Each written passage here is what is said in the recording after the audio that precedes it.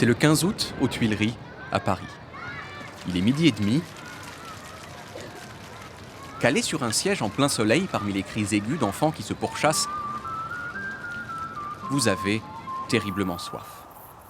Vous marchez jusqu'à l'échoppe de la place de la Concorde et vous achetez des limonades, une par une.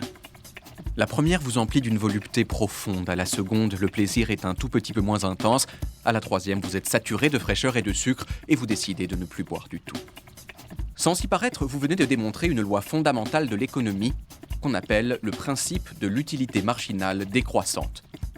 Plus vous consommez un bien, plus le plaisir que vous tirez de cette consommation diminue. Cela s'applique à toutes les catégories de biens, ou presque. Car à quelques mètres de là, un quatuor à cordes joue un morceau de Schubert.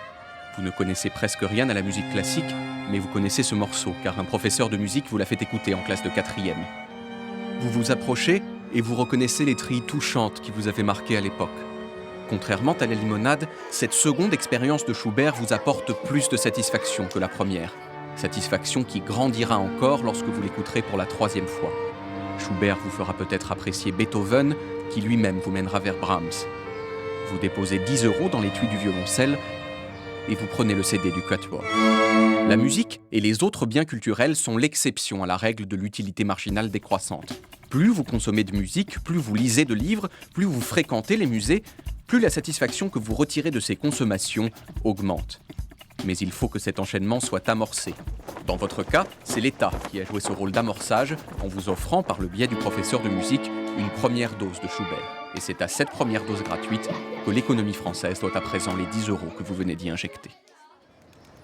Vous remarquez alors 2 jeunes touristes américaines visiblement perdues.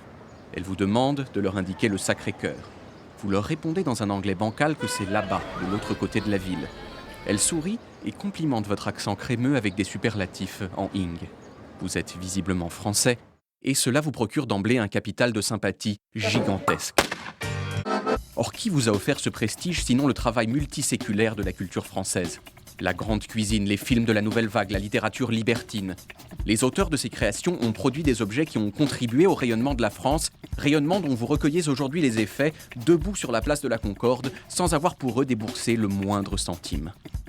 Vous ne le savez toujours pas, mais vous êtes en train de profiter de ce qu'en économie, on appelle une externalité positive. Le marché libre étant incapable de la prendre en compte, c'est l'État, par l'intermédiaire de la subvention, qui doit décider de son importance.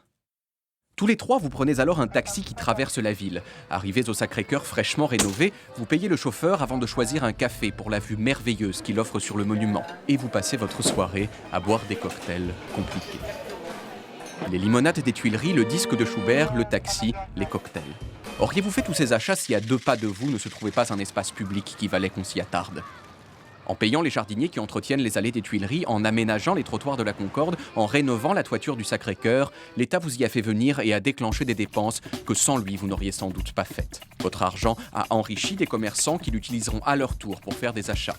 C'est ce qu'on appelle enfin l'effet multiplicateur de l'investissement culturel.